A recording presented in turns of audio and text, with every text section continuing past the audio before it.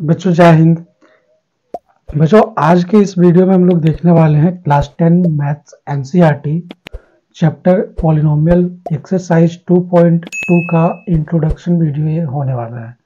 Introduction video में बच्चों basically हम लोग देखेंगे और सीखेंगे कि चैप्टर पॉलिनोमियल का जो एक्सरसाइज 2.2 है उसके आधारभूत चीज़ों को, आधारभूत कॉन्सेप्ट्स को हम लोग इस वीडियो में सीखने वाले हैं। फर्दर इसके आगे हम लोग उस एक्सरसाइज को सॉल्व करेंगे, एक्सरसाइज 2.2 को। बच्चों इसमें हम लोग एक चीज सीखेंगे, बहुपद के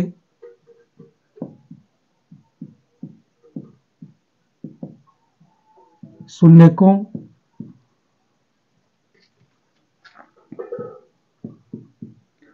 और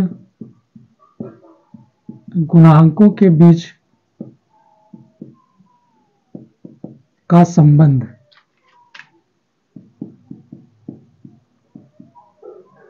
ठीक है बच्चों। इस चैप्टर में हम लोग बेसिकली सीखने वाले हैं बहुपद के शून्यकों और गुणांकों के बीच का संबंध। देखेंगे कि शून्यक और गुणांकों के बीच में क्या रिलेशन है, क्या संबंध है, इस चीज को हम लोग देखेंगे।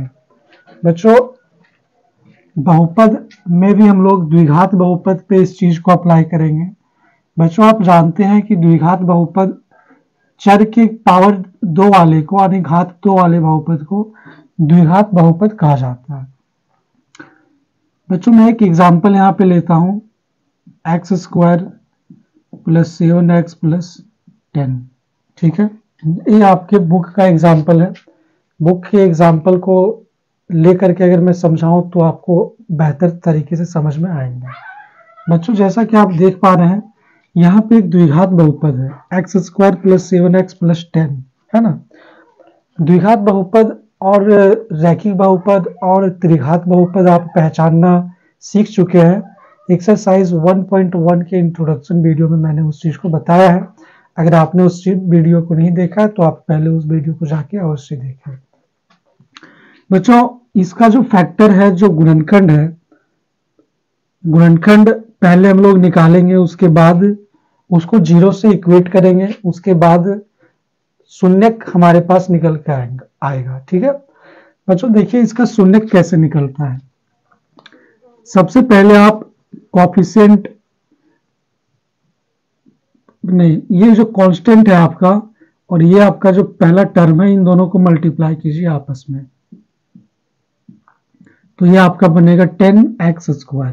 ठीक है बच्चों, ये जो मेथड अभी मैं बताने वाला हूं, इस मेथड का नाम है मध्य पद विभाजन। इंग्लिश में इसे मिडिल टर्म स्प्लिटिंग कहते हैं। जो इंग्लिश मीडियम से है वो इस चीज को समझते होंगे, बट जो हिंदी मीडियम के हैं उनको भी इस चीज की जानकारी होनी चाहिए कि इंग्लिश में इसे क्या कहते हैं। तो इस विधि का जो नाम है वो नाम है मिडिल टर्म स्प्लिटिंग यानी कि मध्य पद विभाजन, जैसा कि आप सुन पा रहे हैं। मध्य पद विभाजन में बच्चे मध्य पद यानी बीच वाले पद को इस प्रकार से तोड़ा जाता है, स्प्लिट किया जाता है कि गुणा करने पे हमें 10x² प्राप्त हो जाए और जोड़ने पे या घटाने पे हमें 7x प्राप्त हो जाए। तो बच्चों आप जरा ध्यान से देखेंगे, हम इसको तोड़ रहे हैं x² + 2x + 5x + 10। बच्चों मैंने बीच वाले पद को तोड़ करके लिख दिया 2x + का 10x। ठीक है, 2x + का 10x। बच्चों अब आप देखिए कि 2x × 5x को जब गुना करेंगे तो ये आपका बनेगा 10x²। ठीक है, उसके बाद जब 2x को और 5x को जब आप ऐड करेंगे तो ये बनेगा 7x। दोनों ही कंडीशन यहाँ पे सेटिस्फाई हो रहे हैं। इसका मतलब हमारा जो स्प्लिट करने का जो मेथड है, जो तरीका है, जिस विधि के साथ मैंने इस पद को तोड़ा वो हमारा सही है। ठीक है, अब इसको मैं मिटा देता हूं, ये बस आपके समझने के लिए था। अब बच्चों इन दोनों टर्म से और इन दोनों टर्म से कॉमन ले लीजिए। आप इन दोनों टर्म से आप x को कॉमन ले लीजिए। बच्चों कॉमन कैसे लिया जाता है वो अगर आपको नहीं पता है तो आप साइड में हमें यहाँ पे मैं समझा रहा हूं, जरा आप यहाँ ध्यान दीजिए।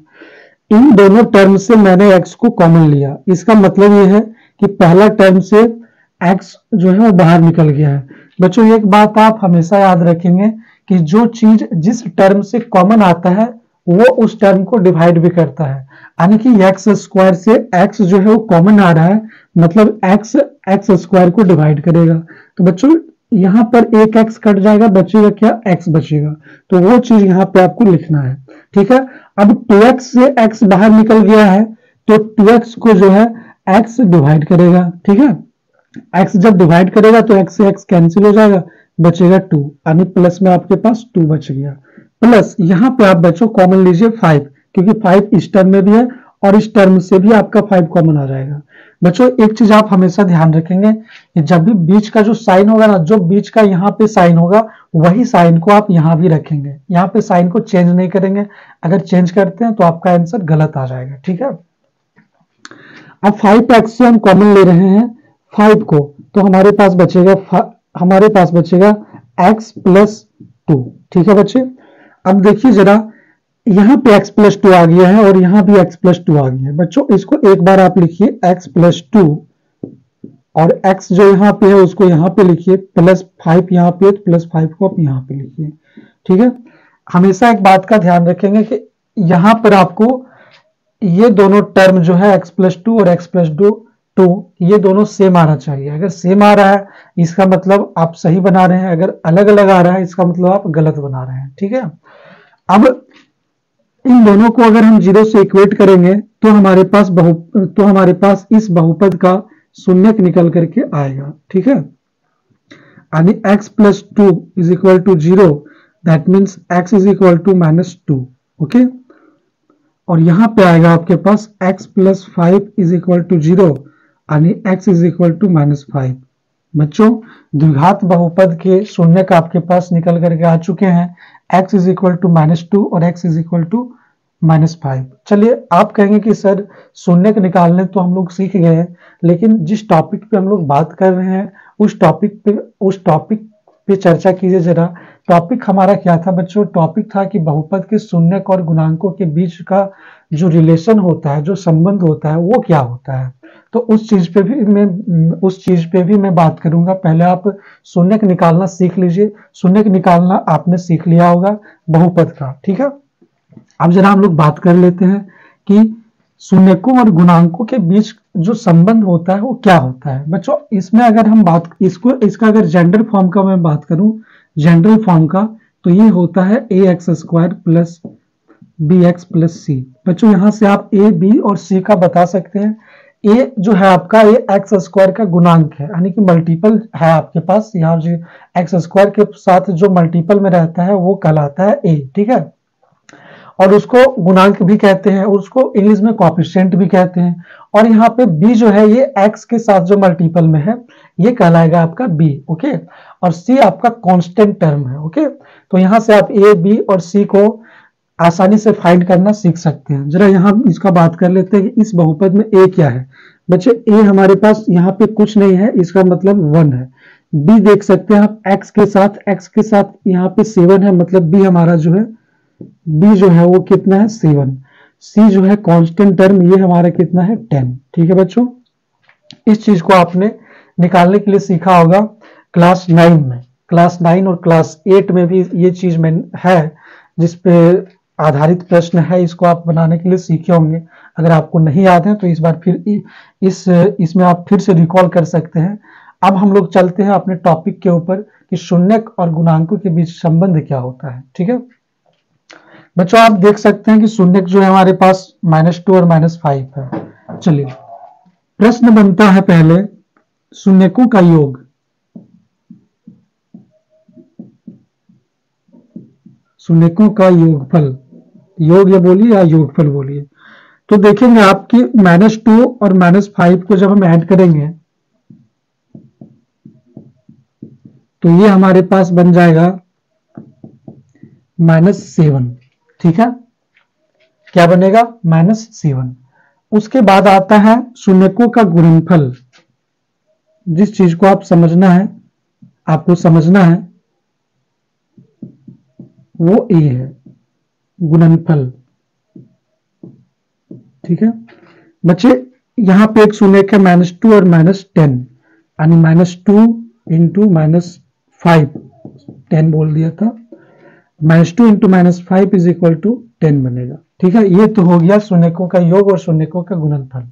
अब बच्चों आप जरा ध्यान से देखिए कि शून्यकों का योग जो है, शून्यकों का योग ये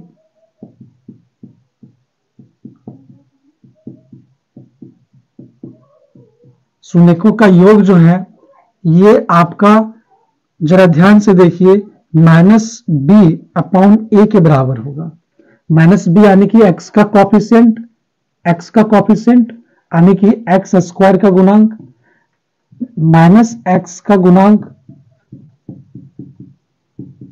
डिवाइड बाय x स्क्वायर का गुणांक। आप कहेंगे सर हमको समझ में नहीं आया, तो जरा ठहरिए, अभी क्लियर समझ में आएगा। -x का गुणांक, बच्चों माइनस दीजिए पहले, x का गुणांक क्या है, x का गुणांक यहां पे है 7, तो 7 लिखिए, डिवाइडेड बाय x स्क्वायर का गुणांक, x स्क्वायर का गुणांक क्या है, कुछ नहीं है, इसका मतलब 1 है, तो यहां हम 1 लिखेंगे। क्लियर, यानी कि ये आ गया हमारा -7। ठीक है, आप कहेंगे सर यहां पर हमको कुछ कुछ समझ में आ रहा है, क्या समझ में आ रहा है? आप कहेंगे सर कि शून्यकों का योग जो था यहां पे योग करने के बाद -7 आया, लेकिन जब हम गुणांकों से इसका निकालें तो गुणांकों से इसका एक संबंध बन गया। क्या बन गया? बन गया ये संबंध कि -x का गुणांक डिवाइड बाय x स्क्वायर का गुणांक इज इक्वल टू शून्यकों का योगफल होता है, ये संबंध बन गया। अब इसको आप ऐसे भी लिख सकते हैं -b/a। ठीक है, सेम उसी प्रकार शून्यकों का गुणनफल में भी होगा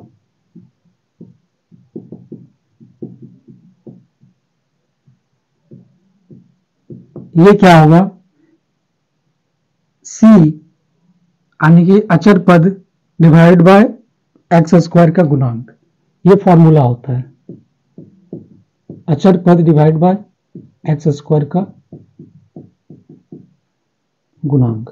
ठीक है, अचर पद क्या है, 10 है, अचर पद constant divide by 1 is equal to 10। आप कहेंगे कि सर शून्यकों का जो गुणनफल होता है ना, वो अचर पद डिवाइड बाय बहुपद का x स्क्वायर का गुणांक के बराबर होता है। ये रिलेशन यहाँ पे निकल करके आ चुका है। ये आपका होगा -b/a और ये होगा c/a। इस चीज को आप याद रखेंगे और आगे जब हम एग्जाम्पल्स और एक्सरसाइज को सॉल्व करेंगे तो इसी पे आधारित सारे प्रश्न होंगे। धन्यवाद।